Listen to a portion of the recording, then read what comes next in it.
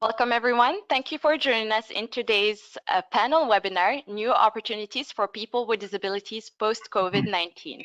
My name is Yusra Benjeloun, Administrative Coordinator and Projects Manager with the Work Wellness Institute, and I'll be co-moderating today's webinar. We would like to thank our academic team and our 9 founding partner organizations in the Harnessing Talent project. Harnessing Talent Alliance for Recruiting and Retaining Canadians with Disabilities and Mental Health Challenges is a 3-year project funded by Employment and Social Development Canada. This webinar is made possible through the support of ESDC, as well as donations and memberships to WWI. We thank our advisory committee and speakers who contribute to this webinar series.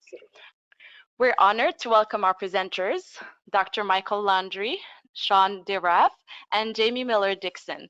Also with us today, our co-moderator for this webinar, Maureen Han. Maureen has been the President and CEO of the Canadian Council on Rehabilitation and Work, CCRW, since 2012. CCRW is the only national organization with the sole vision of equitable and meaningful employment for people with disabilities, in operation for over 40 years. Under Maureen's leadership, CCRW has been an increase in direct program service throughout Canada, as well as a more transparent streamlining of understanding the business case of hiring a person with disability. Maureen was appointed to the COVID-19 Disability Advisory Group during the COVID-19 pandemic and remains on the Minister Disability Advisory Group. Maureen, it's always great to see you. I will hand it over to you to introduce our experts.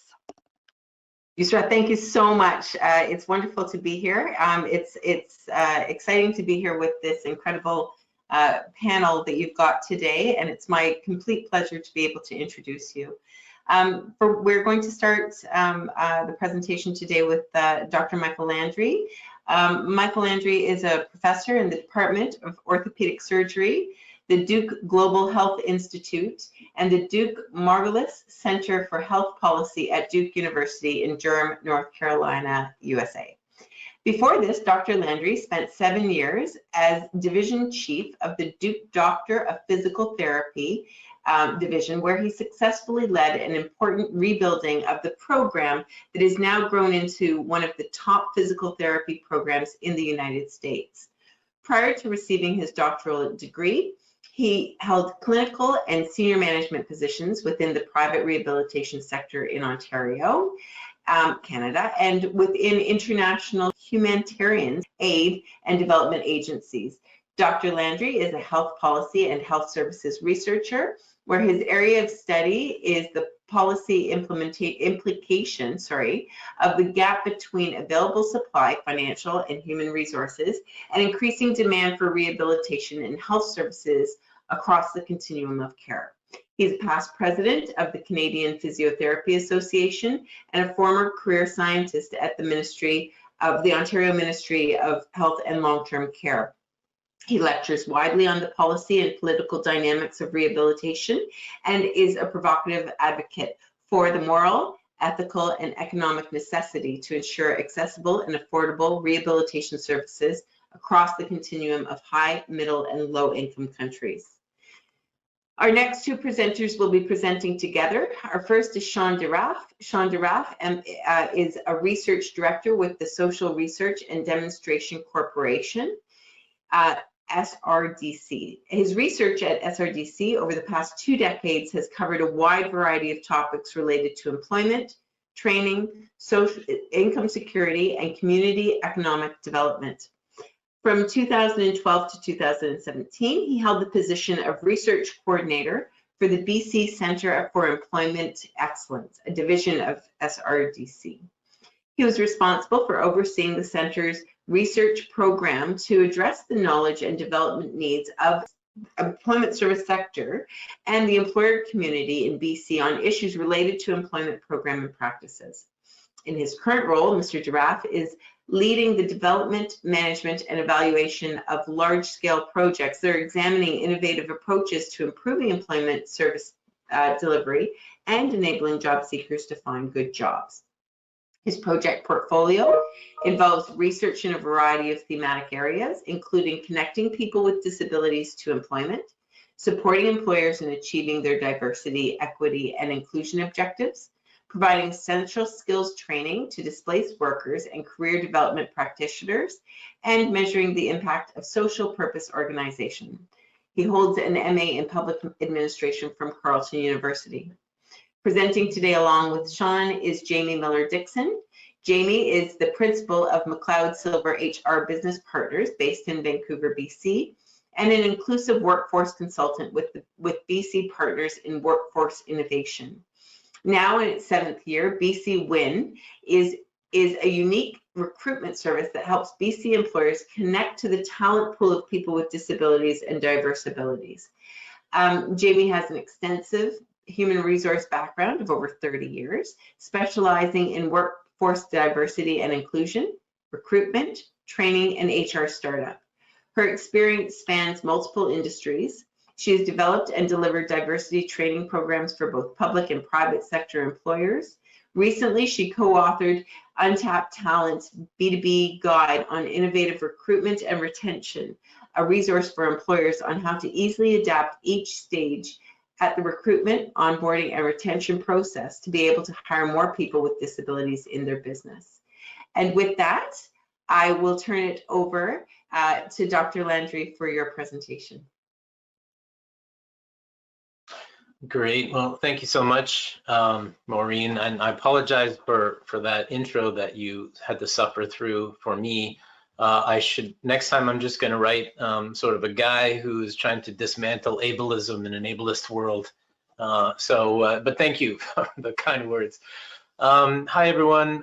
Really glad to be here today. I'm going to start us off.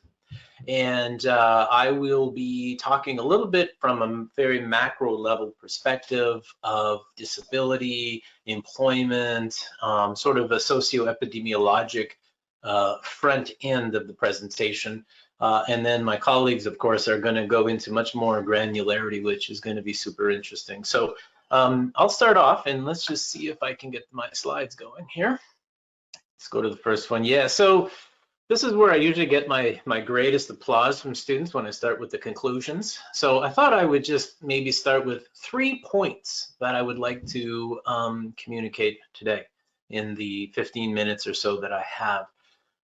First one, and of course we were probably quote unquote preaching to the choir here. Those of you who are attending are probably here because you're interested in this field, but and you'll know some of the details, but I do want to talk a little bit about the number and percentages of people who live with a disability on a global perspective. I'll argue, based on some of our own research, around the diaspora of high, middle, and low-income countries, but I'll also argue that low-income communities in Canada, or in my case, the United States, often are in the same environmental conundrum as low-income countries, as you might think about. And so this is called the middle-income trap. And so I'll maybe make a point or two about that.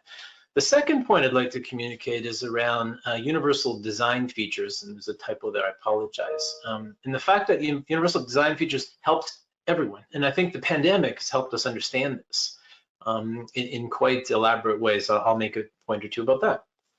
I'll end here by talking about some of our research that we're doing in North Carolina regarding the disproportionate impact on people with disabilities, and end with a point that I'd like to argue around the need for greater equity, including around employment for people with disabilities as a mainstream factor inside of our pandemic response patterning, which has not, I don't believe, has been as robust as it should have been.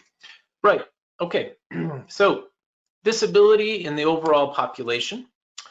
What you see here, there is a recent, fairly seminal paper that was published by the head of rehabilitation and disability at the World Health Organization, Dr. Cieza, where she and colleagues looked at a variety of different features inside of something called the Global Burden of Disease Study, And these are public administrative data files. And anyway, she used, and her colleagues used some of these files. We've used the files as well to drill down in different ways. But in general, what we see here is something like this.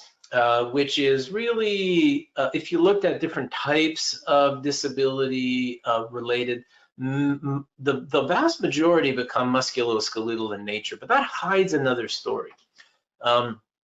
The full gamut, the full continuum of disability is fairly wide-ranging, and so sometimes when we look at it from an epidemiologic perspective, it hides a lot of important stories. So, for instance, we know, based on recent publications, that there are about 1 billion people in the world who live with lifelong disabilities. These are not short-term people with short-term disabilities. These are people with lifelong disabilities. Think intellectual disability, think people with other forms of neurodegenerative conditions. The numbers are growing, though. That's another point I wanted to make. It doesn't, you don't see it in this kind of slide, but we do know that if you looked at the global burden of disease files over the last 20 years, we see a greater proportion and greater absolute number of people who live with lifelong disabilities. The fastest growth or pace of growth is in low-income countries. So while we see the pattern across all countries of all economic levels, we see a faster growth rate inside of low-income countries, low and middle-income countries. Also, which is important there, is that while we're seeing growth in the rates of disability in low and middle-income countries, these are also the countries that are also seeing the highest and quickest pace of population growth overall. So you can see that all of a sudden the argument is becoming not just, we should think about disability, but it is part of the genetic makeup of a population now. So it's no longer just something for wealthier countries to address, but certainly it is across the continuum. I'm personally, what kind of keeps, as we say, it keeps me up at night, is thinking about how, and we're doing a variety of different types of studies around the pandemic response in Bangladesh, Jordan, and West Africa. And we, in these, well, in particular in parts of West Africa, which are considered low-income countries, we're seeing a fairly disproportionate impact of the pandemic response on people with disabilities. Think isolation, think pandemic planning, and not really being mainstreaming. Thinking of, digital transformation of work has been disproportionately affected, the people with disabilities. That's in low-income countries. I suspect, and we have a hypothesis, and we're unpacking this right now in North Carolina, that some of those conditions we see in low and middle-income countries we'll also see in low-income countries in Canada and in the United States. So it's not an issue of them, it's an issue of in our own backyard. Right.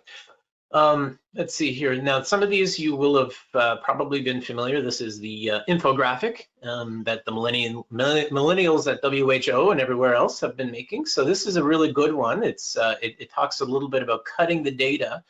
But the point I want to raise here is we see that, 1 billion people, that's probably a very gross estimate. I think the numbers are going to be quite a bit larger than that. Now, we kind of think about this slide here is to, again, place a little underline around low-income settings. So again, I want to make the point that it is not necessarily among low-income countries. We're seeing, and this is called the middle-income trap, where we have countries such as Canada, British Columbia as a province, and pockets of very high levels of poverty. And we see that the disability rates and the employment rates in these pockets in a wealthier population, overall population, are often masked by the overall economic productivity. I think we'll probably start to see this in Alberta fairly soon, given some of the economic changes that we're seeing. But nonetheless, I think it's important at least to put it out there that, that things or sort of the population level indicators are showing us and starting to peel back some of the onions around where people with lifelong disabilities live and what kind of conditions under which they can thrive. And it's masked sometimes by the macro level. So that's a little bit of the background. Universal design features, again, something that you all I'm sure will know, but this has become a really important aspect of the pandemic response. It also is a little bit of background. As a physical therapist, I've worked for the last 20 years in disaster zones, in infectious disease outbreaks around the world. And we only, I would say, in the last 5 to 8 years have we seen a real mainstreaming of disability as part of disaster response. But what is important here is that we talk a little bit about the difference of equity and equality. And policymakers, in general, think about it from a equality perspective. Let's provide serve to everybody, or let's provide it to, a sort of a blunt object here. But that misses the point a lot with people with disabilities, which is why we talk about equity. And so equity, of course, is the middle picture you see here, where we would provide a different level of support based on people's needs.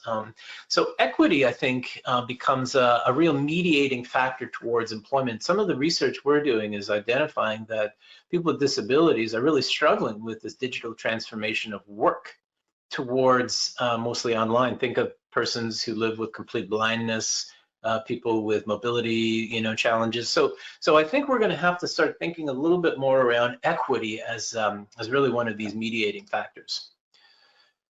There are 7 principles inside of universal design. I just want to sort of, place this in front of us here, and maybe we can come back around on it. But in a very powerful interview we did with one of our participants in a study, he said, and I'll paraphrase, we don't want special treatment, and we've heard this before over the last many, many years, but what we want is an equal footing in terms of the pandemic response. And he was a gentleman in this particular moment, but he had suggested, well, we don't want, so in the United States, we have the Americans with Disabilities Act. So we don't want to use law to change this. We want to use equity, because universal design helps everybody. It helps everybody equally. And whether that's from a physical performance perspective or an intellectual approach. So I think we should start using, or at least, using policy based on what we think and what we're pontificating upon, which includes universal design features. I'm going to pick up the pace here because I mentioned to Jamie and Sean that I'm really just the warm-up act here, for the real good stuff that's coming. Economic and labor laws are just simply not enough, in my opinion. This is what's been shown from policy perspectives. You can say we're going to have laws and policies that are going to enforce and push people into, accepting persons with disability in holistic employment settings. But in my opinion, in our research, in most occasions, this is it falls short of where we want to be. It has to be integrated into the DNA of an approach, which again, during a pandemic, I think we have a moment in time where we can actually pivot and make a change. As they say, you don't want to let a good pandemic go to waste. And so I would say that in this case. This is probably my last slide here, and I just want to share a little bit around some of our initial findings. So what we are seeing, at least here in North America, or in North Carolina, is that the pandemic has had a really important and disproportionate impact on persons with intellectual disabilities. So in particular, we have, and we're in the process of analyzing our data, but we have stories and we have recounts of people who just simply cannot pivot and work at home. Most of you today, I certainly am, in my basement office, and that's because I'm fairly privileged and I can easily do that pivot. And my type of employment allows me to do it, but that's not the case for everyone. And so even from an issue of transport to and from work or a work setting, this has been a challenge.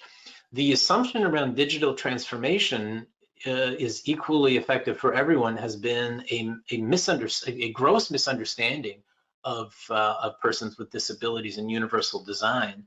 And probably the third is that, during lockdown procedures, people with disabilities have much less ability in general to be able to mobilize in the same ways we might. Some of our participants are recounting how in many ways they've become the target of unfortunate scams. And so it just becomes a really difficult scenario, and we are definitely seeing a disproportionate impact on them. How do you solve it? Well, you solve it, I think, by again using the situation we have now as a pivot point. How can we pivot out of this and create the right environment so that we have universal design, so that everyone has equity towards a more holistic approach to employment.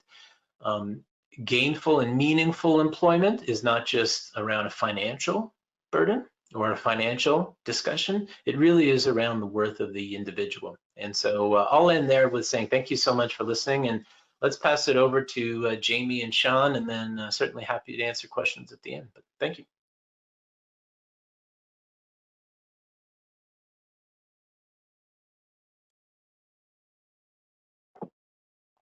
Great. Hi, okay. Sorry, do you want me to start, Maureen, or do you?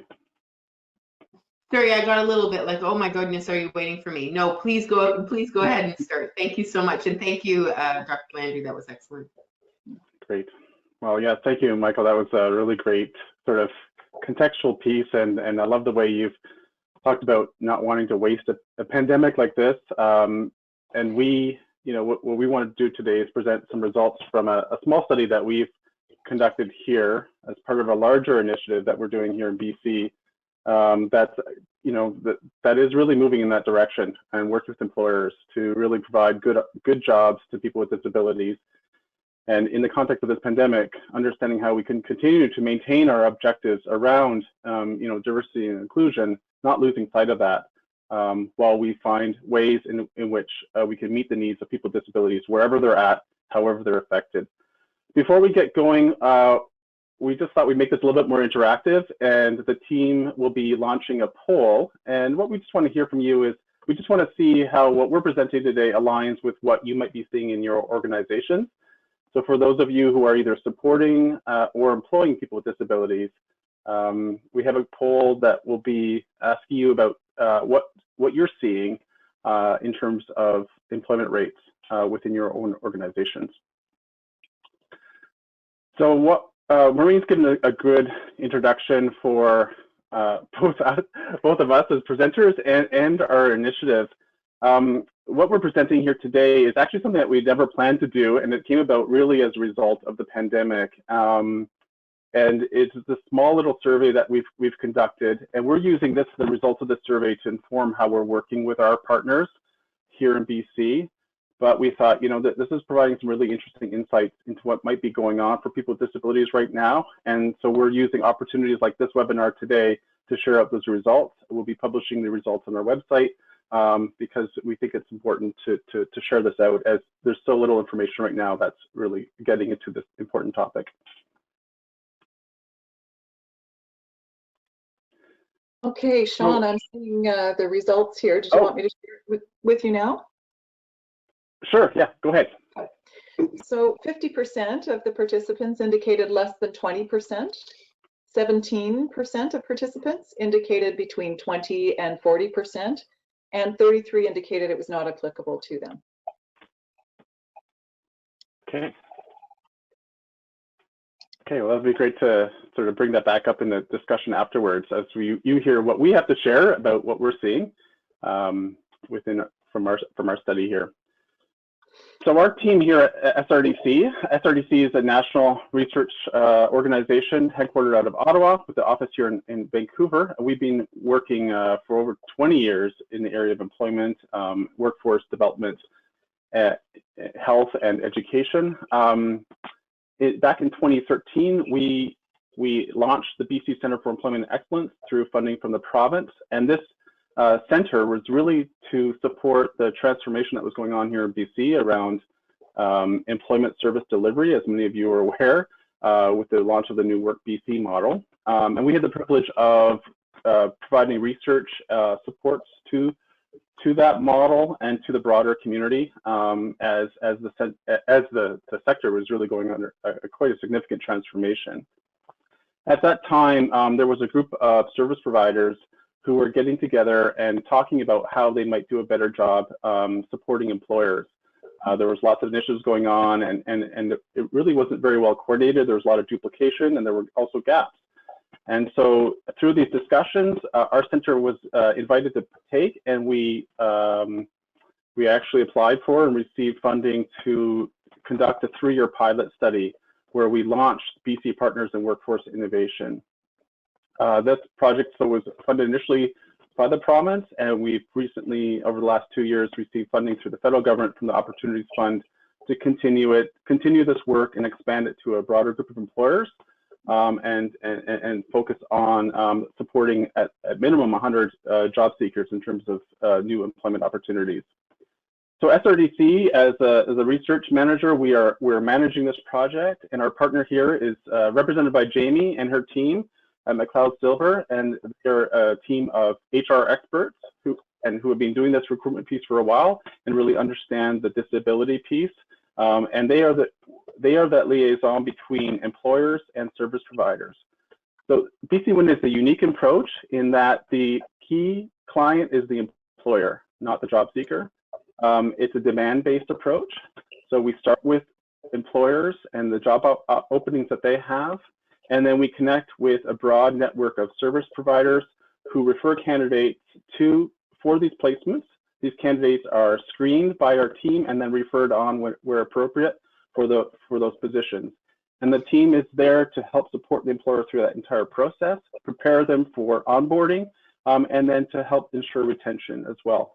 It's about providing career-oriented opportunities. These are not just, make work positions. These are real career opportunities where the employer is looking to the candidate to grow and succeed within their organization.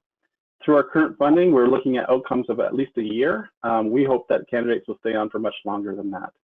So this HR approach has worked really well. Think of it like as a recruitment model. It's worked really well for employer partners. They get that kind of model. And it's also worked really well for the job seekers who've been referred. And we have been seeing retention rates at about 90%, and that's been pretty consistent throughout the course of this. And we're still seeing high retention rates even during the pandemic. So the aim of the research component is to really understand how these enhanced employer supports and supported work experiences can enable more BC employers to achieve their diversity, equity, inclusion goals. And it's really about facilitating these long-term career opportunities and connecting people in who may not otherwise have that opportunity into excellent positions with some amazing employers here in BC. So we're currently working with 11 employer partners, and we have a huge network of service partners. I think we say 98, I think it's probably even bigger than that. We have essentially an email list, and it goes out to hundreds of people every time there's a new opportunity that comes about.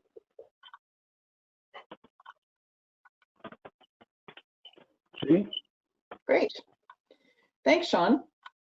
So I'm going to talk a little bit about what motivated the research that was undertaken. So we were starting to notice that COVID had a pretty major impact on employment, and especially amongst populations of people who were more vulnerable due to pre-existing conditions, lower skill sets, are working in sectors that were hardest hit by the shutdowns. So while we were our own team worked through the initial shock period when COVID first had an impact on us, we began to notice a fairly significant decline in the number of referrals that our service partners were referring to us for opportunities that were being circulated in the spring.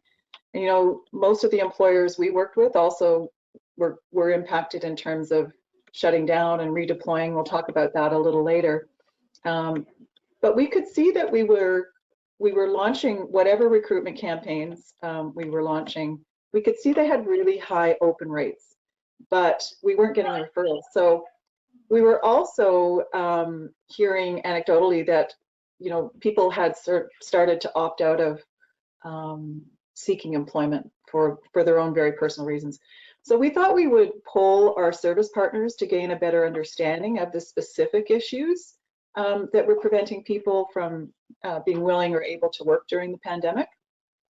And these results that Sean's going to share with you next will have an impact on how we moved forward, and also some of our other service partners.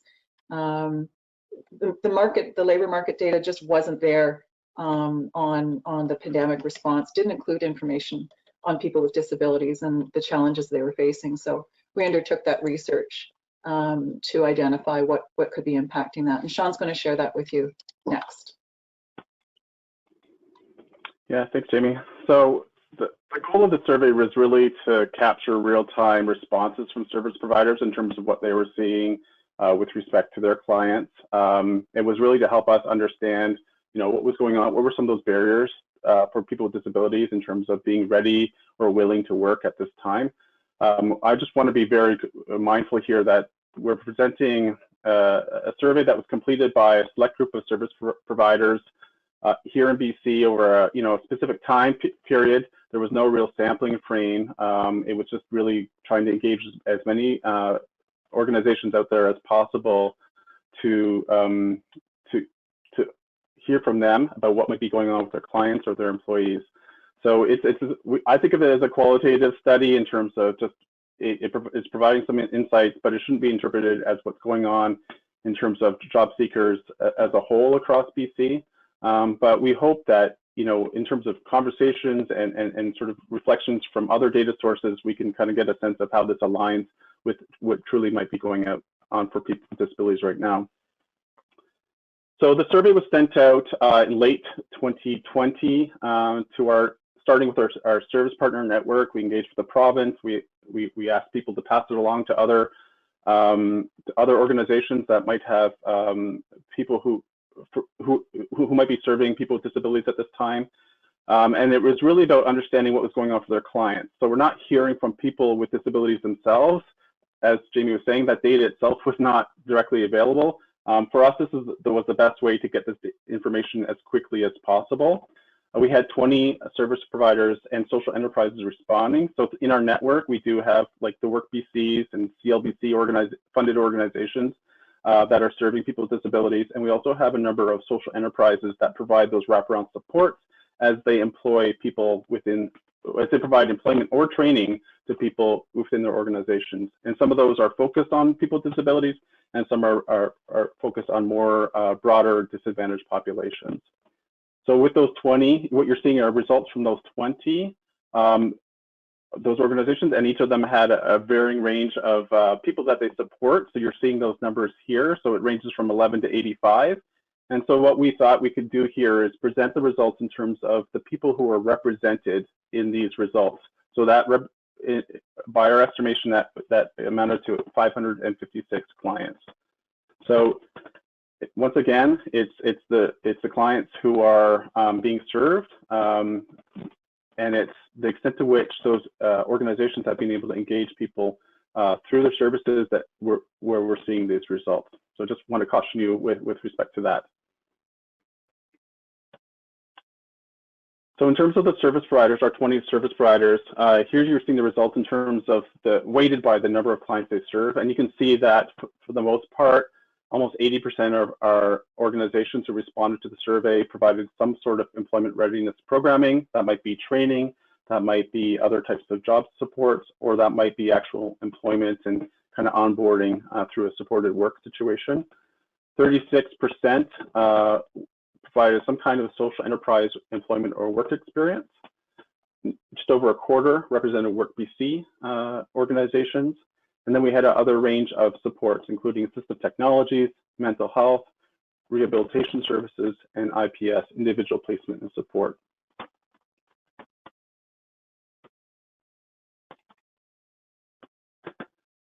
So when we asked the respondents to talk about, identify how their clients or employees might be disengaging from employment during the pandemic, we found out that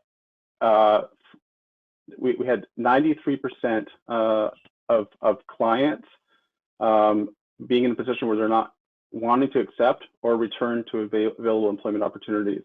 So they might be engaging in employment, they might be offered opportunities to take on a position or pursue an opportunity, and they've decided at this time to not do that.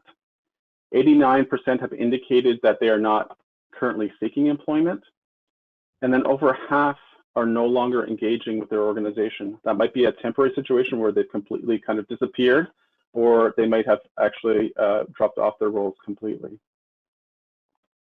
So it seems that during COVID, clients are not fully disengaged from services, but we are still seeing that high level of disengagement. That is a real issue. So the real question is, what is going on with people who are not represented here?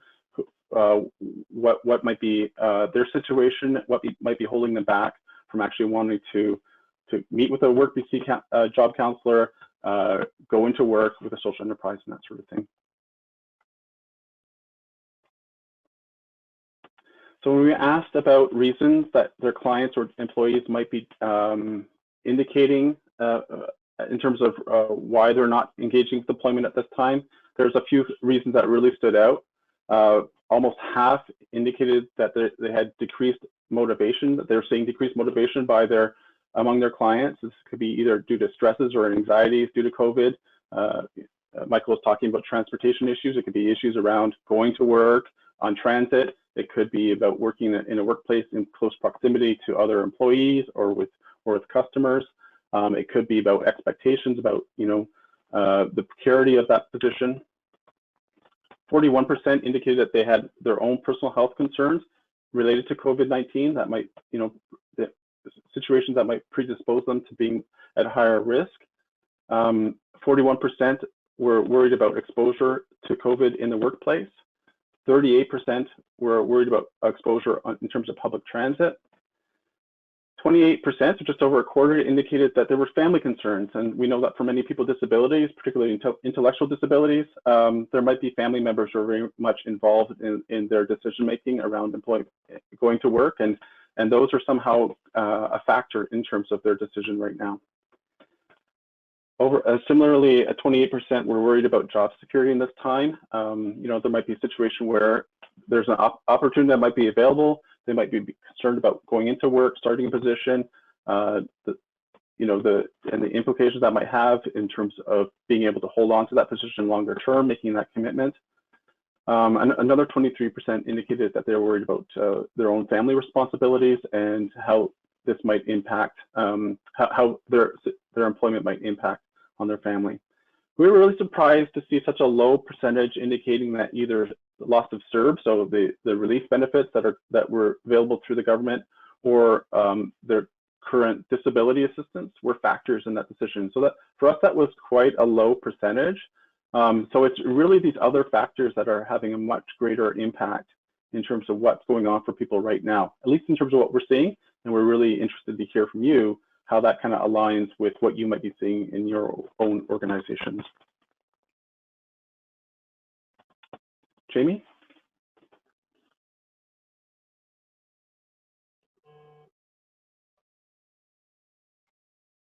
Oh, Jamie, you're muted. Excellent. Thanks, Sean. So when we asked for further insights from our service partners about their clients' disengagement from employment, it really highlighted four main themes, and here they are up on the screen. That's safety, anxiety, vulnerability, and uncertainty. And a perfect example given by one of the service partners is that clients who already face multiple barriers seem to demonstrate less resilience and more anxiety around COVID. And then for employers, another said that the shifting labor market has added an additional complex layer to most businesses, and that physical distancing, PPEs, having to think about another layer of accommodation was very challenging to employers, especially early on. The results from the survey suggested to us that additional supports were needed for both employers and job seekers, and the results suggest that the pandemic has exacerbated the gap that was already there for job seekers with disabilities and employers. Yeah, so here's the key lessons learned from the survey. The key lessons is it really highlighted the need to adapt to the reality of COVID. There are new realities here. It's not just business as usual, and it won't be for a while. Employers required further supports to adjust their practices and their approaches to engage people with disabilities during the pandemic. And the persistence of the pandemic required understanding how job seekers engage in employment currently and shift to longer term thinking. Concerns about personal safety and job security present real barriers to employment for vulnerable job seekers, so need to take extra steps to address deeper underlying concerns of job seekers with disabilities. But it does present an opportunity to change approaches and prepare job seekers for in-demand positions now for when recruitment resumes and people are ready and able to get back to work. So it is an opportunity. It does present an opportunity at this stage to start thinking about how do we start to prepare people for those opportunities when the economy opens up? Yeah, so for us, what we saw, we looked at this as what we saw pre-COVID, onset of COVID, and currently. So pre-COVID, I think most sectors across the country were experiencing pretty major workforce shortages. And for us, what we noticed in BC WIN, there was a really high level of employer engagement and real significant momentum around hiring people with disabilities. So pre-COVID, lots of opportunities, lots of momentum, key employer engagement was really high. And then as we saw the onset of COVID, we had major layoffs with the employers that we were working with, shifted to more remote working opportunities, and most organizations went to no hiring in non-essential for non-essential positions. With exception of some of the retail employers that we work with, for example, London Drugs, they actually hired more people because of the cleaning requirements and the distancing requirements in the store. But most of the other businesses we work with went to no hiring opportunities. And so there was a decrease in hiring people with disabilities. You know, we're almost at a year. And so currently, you know, one of our larger employers and large employers of people with disabilities is the tourism and hospitality sector. Think of, you know, hotels, restaurants. That sector is decimated, and will stay that way for a while. So we don't anticipate that those large employers will be resuming their hiring of people with disabilities anytime soon. But what we're noticing is opportunities are opening up slowly, and we're returning to a heightened return to inclusivity. I'll share with you in a moment just some of the things that we've been doing. So that's helped us. You know, we're in a position, we're in a really unique position given our relationship with our employers and the kinds of organizations that we work with to take some action based on the survey results. And so while we continue our recruitment and retention for those organizations that have opened up and are starting to recruit, we're building in some additional activities that we started to use. We thought, how could we pivot? How can we shift our activities to support these new realities for the time being? So we looked at opportunities to build and increase capacity with our employers, many of whom were deployed working from home, looking, you know, still going to be retained in their organizations. So what could we do? So we looked at providing training for hiring managers on inclusive hiring and retention, and offering that training either within the organizations or sort of en masse through sessions we were hosting over Zoom.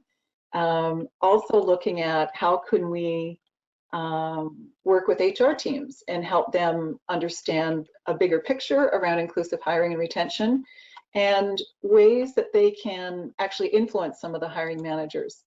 So that worked really well with the organizations we were working with. Some of the things that we're also undertaking from now until June is conducting accessibility reviews of the current recruitment and retention practices that are used in organizations that we work with. Almost all of them wanted that, so that was really great. So that when they're ready to resume hiring, and they will get back to resuming hiring, maybe not to levels pre-COVID, but they will get back to hiring large amounts of employees again.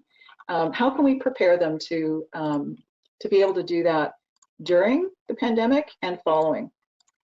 Well, we saw a drop-off of opportunities and maybe some hesitancy in engaging this talent pool. We're actually starting to see a higher level of engagement now.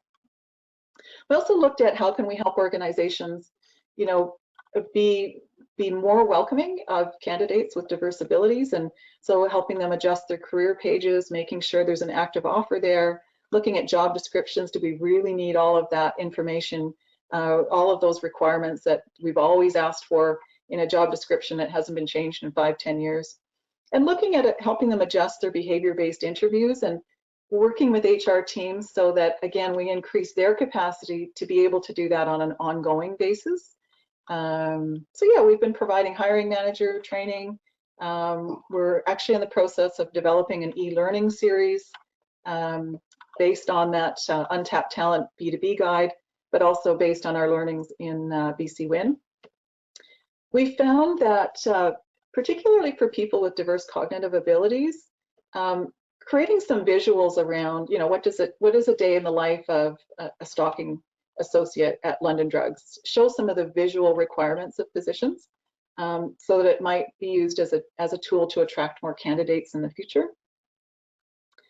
One of the cool things we were doing is looking at, you know, the reality with some of our employers, they pre-COVID were not open to remote working opportunities, right? There's a concern around, you know, productivity levels and, you know, will people actually be doing the work? But, you know, some pretty hard realities when the entire workforce is deployed to work from home. And what was a surprise is that productivity levels actually increased and not decreased. And in fact, the problem employees in terms of performance and productivity were still problem employees working from home. So the ones that were on site, not delivering to their full capacity, we're still doing the same thing from home. So what it did for especially the larger organizations, you know, ICBC, Van City, some of the larger companies that we work with, going forward, they see themselves providing remote work opportunities, right? Which is really amazing because they're a large employer and provide services across the province. And so there are opportunities for some remote working arrangements where, especially as Michael was saying early on, you know, in communities where transit isn't great, where people don't have access to a lot of opportunities, maybe some folks are not in a position to be able to leave home, but have the skills and abilities to be trained to do call center opportunities, for example, which is something that we're actually delivering now with BCAA, Van City, and ICBC. So helping them identify opportunities for remote working arrangements, and then what do we need to do to support that, either through technology. And finally, one of the best and most fun things we've been doing over the last few weeks is developing customized online training cohorts for people with disabilities to prepare for jobs that are expected to be in demand as recruitment resumes. And those jobs are all call center based. Some can be done remotely and some can be done on site. So we've actually got about 68 people who went through that training, and we're in the process this week of making those recommendations out to the employers. So, you know, it did present some really interesting opportunities for us. And again, I'm noticing where our recruitment team, our inclusive workforce consulting team is noticing that there is a recognition that the organizations that started down this journey a few years ago, maybe 3 years ago, and that they clearly didn't want to leave all of the progress that they've made behind. They did not want to leave people with disabilities behind, and are putting effort into ensuring that they continue, not stop, their initiative around inclusive hiring. So we're really looking forward to all of these next steps and seeing what it produces. And Sean and Laura, our colleague who's part of the research team, will be researching how, you know, what these additional efforts produced in terms of outcomes and results. And I'm sure we'll look forward to sharing that with you in the future. Mm-hmm. Yeah, thanks, Jamie. I've just posted the URL of our project website. So we invite you to go there and check out our employer partners and our service partner network to learn more about our initiative. BC Win is currently funded until June 2021, and we're really grateful for the federal government's flexibility and as well as the additional funds to support these additional initiatives to really enhance results for both our employers and our job seekers who are being referred to these positions during this time. So it's a really amazing opportunity to provide some research about what works in a situation that is unique as a situation we're in right now. So thank you so much. We really hope this has stimulated some thinking on your part, and we look forward to your questions. Wow, this was fantastic. Thank you so much for your time and for your knowledge and your expertise and your leadership in this area. I know that I was busy taking lots of notes myself. So there are lots of questions in the chat box, so I'm gonna get to those now. So the first one is to Michael. In your opinion, what are the best practices for employers within the recruitment process to make it clear that they are open and willing to accommodate those applicants with a disability, i.e. going beyond the general statement of a job posting that says we welcome applications from all abilities and those needing accommodations, please inform the recruiter. So actually maybe that's a question for the full panel. Yeah, that's well, I'll share some thoughts, but you know, my current role, I don't have to meet you know, payroll at the end of every month, so I'm not an employer, but I'll share what I think. And the first is, at least in workforce theory, the best signal of a thought or a value is to have others who have lived it communicate. It's almost like a wrong word here, but like have disciples or cheerleaders out there saying, hey, you know what? This company, this is what they did, worked really well, and it wasn't just during the employment, it actually went across the trajectory. So I think word of mouth becomes really important. Number two, it's you know, I think some of the other areas of diversity inclusion, I might suggest the LGBTQ community in particular, with sort of, you know, symbolic symbols that you can put on your website, essentially to say, hey, listen, we're open for business here, you know, and allyship. So at least here at Duke University, there's a little tag that you can put on your email or even your department, and it's around LGBTQ allyship, and it says I'm an ally. So it kind of feels a little bit like like signaling here, virtue signaling, but I think, you know, when it's followed up with meaning, then it actually makes sense. Those are two thoughts. Excellent, thank you. Jamie or Sean, do you have anything to add to this? Yeah, if I could, yes. I think Michael's absolutely right, and it speaks to a business reputation as well. You know, what do you set your business up for to be known? And it's not enough just to put the statement out there, but do nothing to support it. So I think even having visuals on your website that depict diverse people, right, and that depict your community, that there's at least people with visible disabilities included on the career site. I think partnering too with trusted organizations that are going to get your business needs. They understand that you are the client and can refer candidates who are a good match to what your business culture is all about. Mm-hmm. And finally, I think if you have a goal for a respectful workplace culture, it is a lot easier for D&I to happen. Because who doesn't want to work for a respectful employer? Who doesn't want to be part of that type of culture? So respect is a goal that is something, if you don't have levels of respect in your workplace, this isn't going to work for you.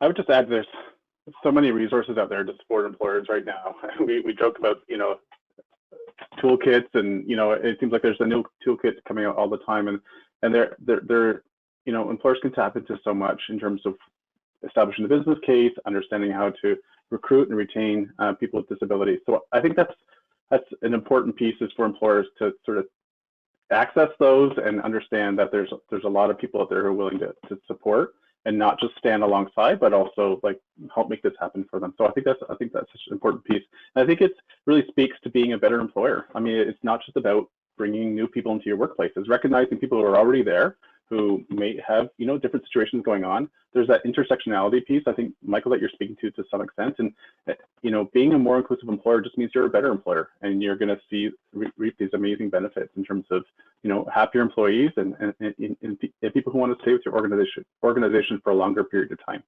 Yeah, and Just sitting here listening to the three of you answer that, I think that it's taking away little bits from each of what you've said, because, you know, Michael, you're talking about that kind of the sticker on the door, and we've used that analogy before with employers, because as Jamie and Sean have said, if you put that sticker on your door, you better be ready for people with disabilities to walk through. Or in some cases roll through, right? Like, you better be ready for this. And if you're not ready for it, you can't put the sticker up on the door. So, so I think that that's, I appreciate all of those comments. Over to, I think, over to Sean or Jamie.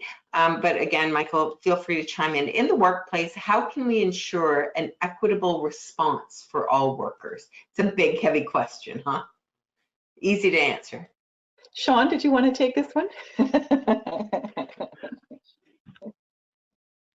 I don't know. That's a really tough one. I think understanding who your workforce is, I think that's just an important piece of this. It's not just thinking about external, but also understanding where your current employees are at and creating that kind of environment about, you know, it's not just about putting out a survey and, you know, asking people to disclose, but what do you need to do to take those steps to be an employer that creates that environment where people feel comfortable disclosing, people feel comfortable speaking out about, you know, what they know and they don't know. A lot of the work that we're doing, you know, you engage the C-suite, you engage the leadership, but then the real work begins when you have the hiring managers and coworkers welcoming someone with diverse abilities in their workplace, understanding how you go about supporting a person who might be on the spectrum. You know, what can I say? What can I say? And there's a lot of mystery. There's a lot of preconceptions about that, and there's a lot of training as well to help you kind of walk through that and make that a much more comfortable situation. It's just, I think a lot of it is just about lowering those perceptions, and in the end, a lot of the concerns that people have about risk, you know, are really easily dissipated once you kind of get that knowledge. Yeah, and I'll add to that as well. I think unconscious bias is still such a big elephant in the room, and it gets in the way. So organizations that are really committed to this and serious about this really would benefit from looking at some training in that area and really, you know, get those elephants in the room out on the table. We have an approach that we brought a group of our employers together for a day, and there were over 75 of them. And one of the things, we were addressing a number of challenges and opportunities and discussions, and one of the things that was really clear to us by the end of it, and we talk about it a lot, and we're actually promoting it in our training initiatives now, is that it really takes, we call it the 4 pillars, just because that's kind of catchy, right? The 4 pillars to inclusive hiring. And it starts with commitment, readiness, recruitment, and retention. So that there's an intentional effort on who's driving this. It can't just be the single HR person in an organization. It really has to be embraced by the leadership team or come from the top. And what are the things? So once you say, our goal is to have a workforce that reflects our community, who are our customers, right? Reflects customers. And what do we need to do to prepare our workforce in our organization to change? And that comes in under readiness. It's everything from physical accessibility to how do we prepare our hiring managers to hire differently, and then specific recruitment outreach, specific retention initiatives. So I'm not sure if that really answers the question or gets to the root of it, but I hope it does. Well, it definitely answered a question that I had for later on. So, so I think that you were a bit preemptive there. So that's excellent. Thanks, Michael. Do you have anything to add to this question? Well, you know, not much, but I will say, having moved from Canada to the southern United States, this, as it relates to in the last year with the events that have unfolded in the United States, really has brought to bear the level of unconscious bias that we all have, and it really depends on which game the employer wants to play. Are they playing the short game or the long game here? So in other words, is it a company that is trying to drive up its market cap to just, you know, be sold, or is it something that's a community that's going to be there for the long term? And I think on the same side as employers need to be more aware, potential employees having more competencies of which employer to reach out to is like, everybody's got to participate here somehow. Yeah, no, it's a very good point. Excellent point. And then back over to you, Michael. My next question is, can you expand on the universal design and 7 principles that you spoke about during your presentation? Yes, well, sure. I mean, briefly, you can also just sort of, go and kind of unpack this, because there are, it's quite a deep theory in a political process, but it really talks, it places equity at its foremost. So for instance, rather than universities now, when you follow universal design, faculty, as an example, cannot jam in as much information on one slide as a human is possible. You can humanly do. So there are rules to follow. A certain number of points that should be made on, for instance, a slide. That any resource that's placed has to have, direct translation that's happening while we speak.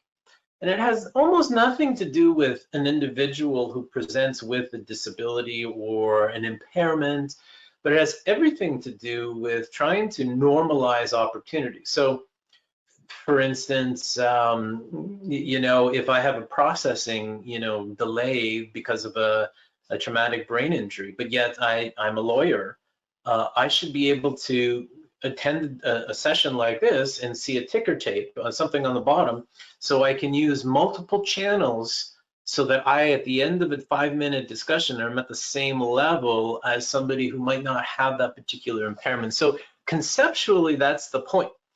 The 7 principles that were on that wheel, again, we can go through each one of them, but they all have to do with ensuring that everyone has an equitable opportunity from an education perspective, but mostly an understanding perspective. How this applies inside of an employment environment, I think, is yet to be fully unpacked, fully determined. Maybe Jamie and John, maybe you have something on that, but there should be, for instance, rules and principles that one would follow to ensure that everyone can perform the tasks at hand.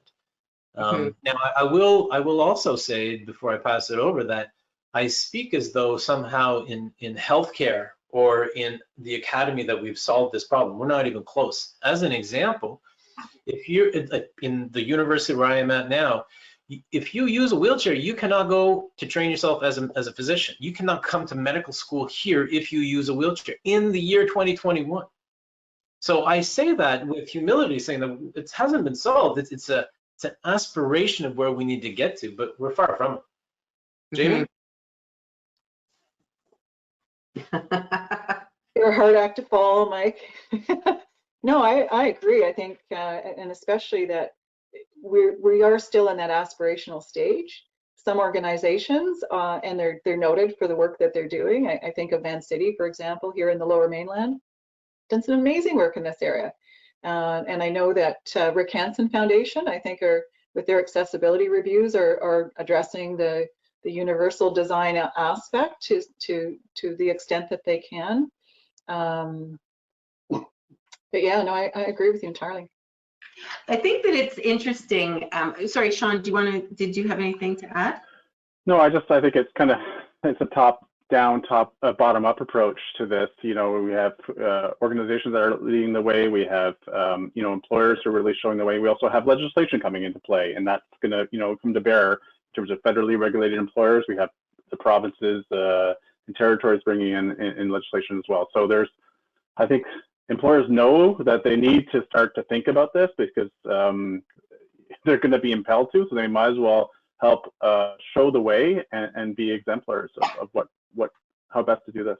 Yeah, and that's exactly what I was going to say. I think that it's interesting is, the Accessible Canada Act, and of course BC is creating their Accessibility Act as well, and a couple of the provinces that have some weaker than others, but it has to be that balance of a carrot and a stick, doesn't it? And it has to be looked at with the intent of the legislation as opposed to the letter of the law. And I think that that's back to your earlier point, Michael, is about removing the barriers, right? It's not about it's not about accommodating an individual. It's making sure that their barriers aren't there in the first place in order for the accommodation not even to happen. So I find that very, very compelling. So over to Sean and Jamie. From the survey results, a high proportion of clients with disabilities are not engaging with the job market right now. How can employers meaningfully engage with this community during these times? Well, I'll start with that one. Sean can add to it. I think, first of all, is to not give up on the job seekers, because as the economy starts to open up, as we get through this, there will be those people will need to come back into the workforce, right? They're not going to be able to stay absent from the workforce for long. I mean, how are people able to afford to stay home and in isolation, right? So I think there's some messaging that needs to be done, and probably needs to be done by the organizations that are supporting job seekers in their employment. You know, pre-COVID, we had a lot of candidates being referred to us with who are neurodiverse. That whole population has really just dropped off now, right? And we're going to need to get them back, and it's going to take some time and effort, and you know, maybe really good opportunities will bring people out from isolation again. But we're going to need to get through this phase. We're not there yet. I think I just add that from the survey, we really saw, you know, anxiety, stress, concerns about exposure. These are all high on the list in terms of what we're seeing among job seekers as reasons why they're not engaging right now. So I think as an employer, it's to think through how you can communicate, how you're addressing that in your workplace, how you're changing up your recruitment practices, making that feel like a safe, supported process for people who might have some of these anxieties and concerns about their personal well-being. And then what are the right opportunities to bring people in? If it's remote work, and we're exploring that, but it might also be ways in which you can mix up the jobs. I wouldn't call them exactly accommodations, but even just sort of some of those adjustments you can make in the workplace that would make people feel more secure about coming in. Understanding there's other pieces. It's not just the job itself, it's getting to and from the job. We have a high percentage of our this population who need to take public transit. How is that, you know, how can we support them in getting to and from the workplace? Yeah, I think Sean raises a really important point, and there's one other thing I wanted to add to that, which is, you know, the employers who have established, you know, positive work in this space, a positive reputation, they're now starting to hire again. So again, I'll go back to Van City. There was complete hiring freeze. They're now starting to hire, and we can see that our service partners haven't given up on those people who have disconnected from employment. Right. So when we launch our campaign, we can see that they're forwarding to those job seekers. Now, what we're noticing is more people are now starting to be, you know, we're getting 3 to 7 referrals for an opportunity in total, but we can see it's had, you know, over 1,000 opens. So it's a matter of continuing to get that messaging out that there are employment opportunities with these great employers, and start to build confidence of people again to apply for them. Okay. Thank you. The next question goes over to Michael. Michael, why are economic and labor laws not sufficient? Can you identify the gaps and give your insights on how those gaps can be addressed? Another really easy question. Yeah. No, well, listen, I think we've all thought of these things, right? And I guess with more gray hair, you sort of look back and see how things have changed or not. In my opinion, laws and policies, you know, it create a floor, a minimal standard that employers and others seek to just meet and tick off the box and move on. And we've seen this a little bit. This is also a bit of the argument in the United States with the Americans with Disabilities Act. It's strong policy, right? It has a lot of teeth and punishment, but it is a super minimum threshold that's seriously should be easy to meet, and it doesn't allow for a lot of the advancement. So policies create that platform, and I shouldn't say that they're not sufficient. I should probably qualify that and say they're not sufficient. They're not sufficient alone. So just having a policy and the legal framework creates the necessary, sort of first base. You get the first base here, but to round the circle here, round the bases, you got to have more than that. You have to have, I think, a bit like Jamie might have mentioned, you have to have that sort of, I guess, values, institutions, and ideas within the culture of an organization to say this is why we value it. Because if we had to create a law to enable an environment for everybody, I mean, we'd never get there. No. So that's my only reason of why it's not enough. And it's a good start, but it's just not enough. Honestly, in the next coming few decades, given the growing proportion of older persons who will present with greater amounts of functional limitations and et cetera, given the increase in prevalence of neurodiversity that Jamie mentioned, these policies and these values are probably not just going to be, well, it's a nice thing to have.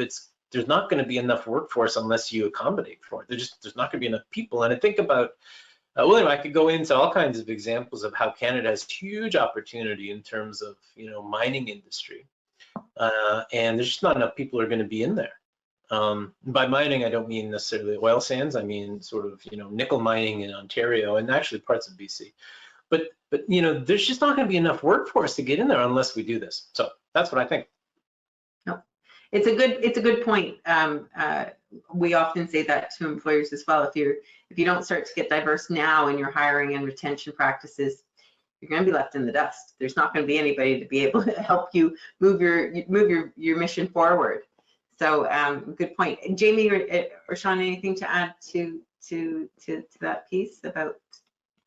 I think I'll just add that BC Win was launched at a time when employers were really in a situation where they were looking for that talent.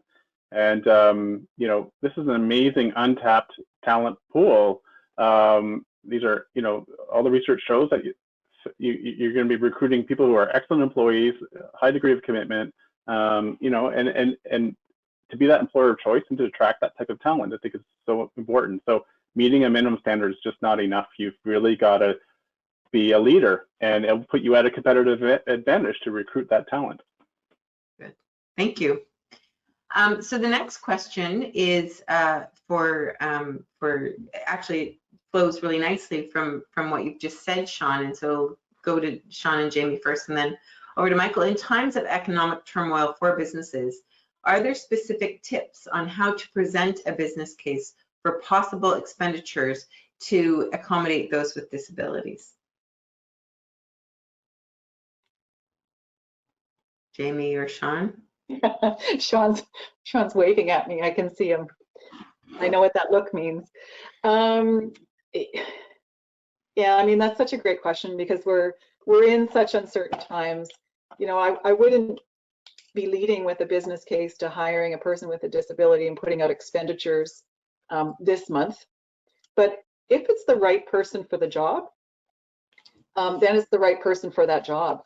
And I think that's probably the better focus. If there's got to be some grants and some funding opportunities that are available for people looking to make some accommodations. Certainly out here in Work BC, if there are any adaptive equipment requirements, for example, to help bring out that person's best on the job, Work BC is able to assist with that at no cost to the employer in most cases. Neil Squire did a lot of work in this space for years. So, there are some funded resources for employers that wouldn't cost a dime. So I always come back to though, this is, if it's the right person for the job, then this is and an adjustment needs to be made, then make that adjustment, because what you're also saying to the remainder of employees is you are valuing talent. It speaks volumes to commitment. You know what?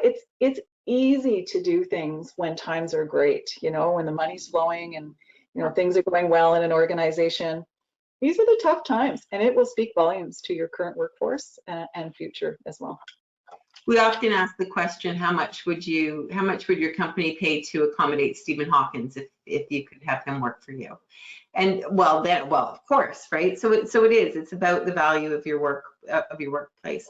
And in Canada, there is the National National Workplace Accessibility Fund that was announced as part of an initiative from the federal government. And that's a fantastic pot of money. I know that provincially, there are a lot of pots of money out there. Organizations get funding as well. The service providers that you were talking about earlier, Jamie and Sean, a lot of them do have accessibility funding for actual accessibility, right? And I think that that's important to remember, because we often talk about employers feeling a hardship of accommodation. Well, let's just take that, like we don't even have to talk about that now, right? Like, let's just not even talk about that, and let's just talk about talent. So I appreciate that a lot. Michael, you were kind of moving around a little bit. Did you want to add anything to this? Oh yeah, sorry. I am moving around a little bit because it's a little chilly down here. I'm kind of getting the engine going. Our HVAC blew out today, essentially. But listen. So let me add a little different nuance here, just for the sake of argument.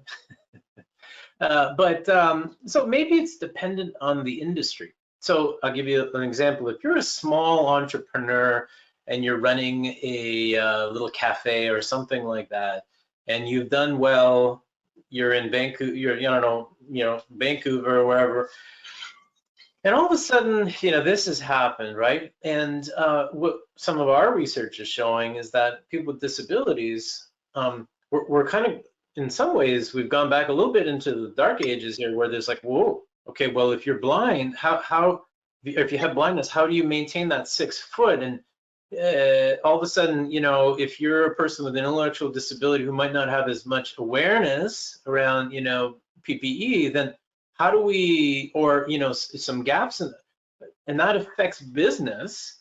So if you get into the seat of the employer here, you say, well, okay, this is going to be hard for me. So in a case like that, I think we need to mediate the environment, maybe financially, right? And I'm not a big fan of the CERB, I'll just be honest with you, because in fact, I'm not in favor of anything that just goes flatline across means tested like this, because that has nothing to do with equity. It's all just anyway. So, but for that employer that I'm just painting the picture of, imagine if there was some funding to really boost them up, then they could maintain that. Other industries like Amazon or some of the big Air Canada, you can go up and down the list here, who gets federal funding to stay in business. It shouldn't be an option for them, in my opinion. I'm not a resident of Canada anymore, so I can say that, but so I think we need to get specific in the types of industries. The small entrepreneur is going to struggle with this. So they need help. They need different kind of help than the big corporations. And it's such a good point. I know that the federal government has another pot of funding called the Enabling Accessibility Fund, which will provide half of a physical access point, so a door opener or a ramp or something that is physical. But it doesn't come, it's not a continuous intake, it's only when it's launched. And even then, so then you think, oh, okay, well, I can't hire Joe today, but I can hire him in 6 months when the funding is available again, right? Because I am a small employer. And so we have to, I agree with you, we have to be aware of these things. So we've got a couple more questions, and we're good for time. Were there any specific suggestions that came up in the research? And Michael, I guess we can also talk about your research. on how to address safety and security issues for people with disabilities. Yeah, this is an area of concern. So in terms of safety, you know, I could even just share a personal experience. I have a brother who has a disability who kind of recently retired, but lives in an assisted living facility. And so from a safety perspective, if I take the term safety kind of loosely here, you know, for safety measures, they really kind of, you know, clamp down in terms of who can enter and exit that environment. So that has an impact on people who could be employed there, you know, and also, you know, really restricts their ability to leave and be employed in some other fashion, right? The residents. So I think there's going to be some real issues long term on mental health here. I'd just put that out there. But on safety, it's hard. So, you know, I think there's a perception of people with disabilities could be unsafe. It's terrible to say, and it's not my opinion, but I think if you took 100 general Canadians, okay, they'd say, well, you know, I'd rather go to a place maybe where there is, you know, I'd feel more secure. So I think that there's perception that is going to overcome are going to be more important than reality in some of these. Security, you know, I think we should have been dealing with this kind of stuff a long time ago. I think we should have been incorporating disability issues in pandemic response. The worst time to plan a response is when the thing is happening, and that's kind of what we did and what the world has done. So I think it's just trying to get through this with like the fewest amounts of scars for our communities.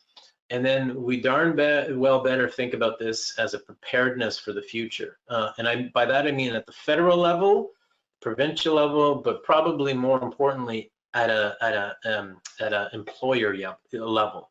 And you don't want to be sort of you know, prepping here, disaster planning, you know, by creating a bunker in the back of your house, but you know, you really got to be thinking about some policies. And I think that's where maybe SRDC and other organizations say, hey, listen, you know, here's some guidelines that maybe you could follow or something like that. And I think that'll be the next step. Yeah. Jamie and or Sean? Maybe I could just, can I jump in, Jamie? I would just add in the mental health piece.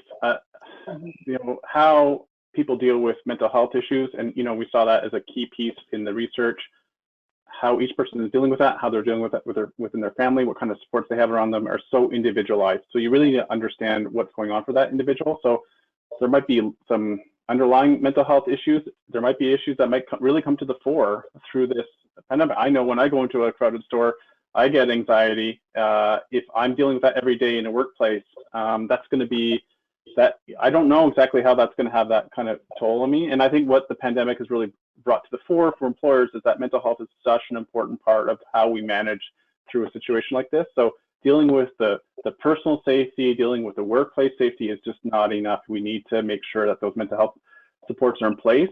People are comfortable talking about it. People are comfortable accessing them. So it's not just enough to have you know, that employee benefit program that you can refer someone. You really need to make sure that everyone's aware of that and everyone can support each other in terms of getting the supports they need. Mm-hmm. Yeah, I think that it's an opportunity for future research as well to understand from individuals what their experiences were and what impact was felt on safety, personal safety, security.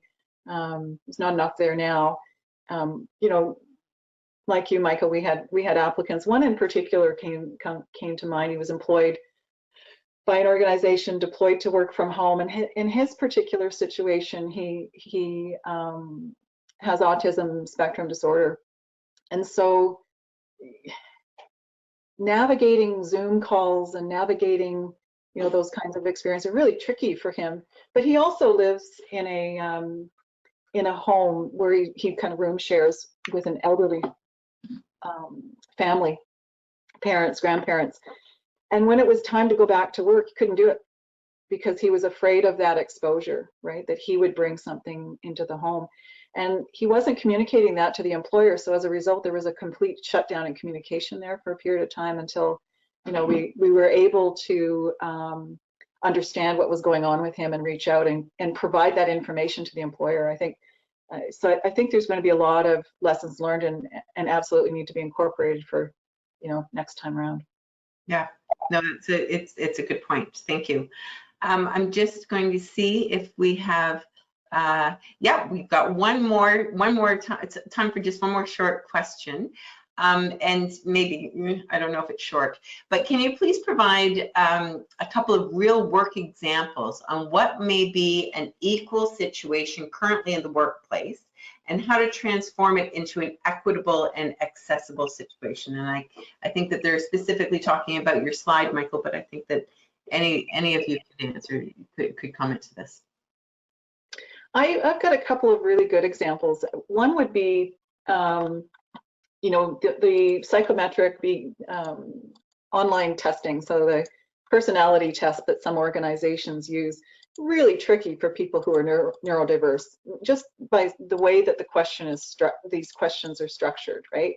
Do I somewhat agree? Do I agree? Am I neutral? Do I somewhat disagree, or do I disagree? People get stuck in it. So as a result, they don't do well. It's not a natural reflection. I think sometimes to be equitable, it means treating people differently, right? So when we know in advance a candidate has diverse cognitive abilities, an adjustment to the interview processes, the psychometric test isn't done.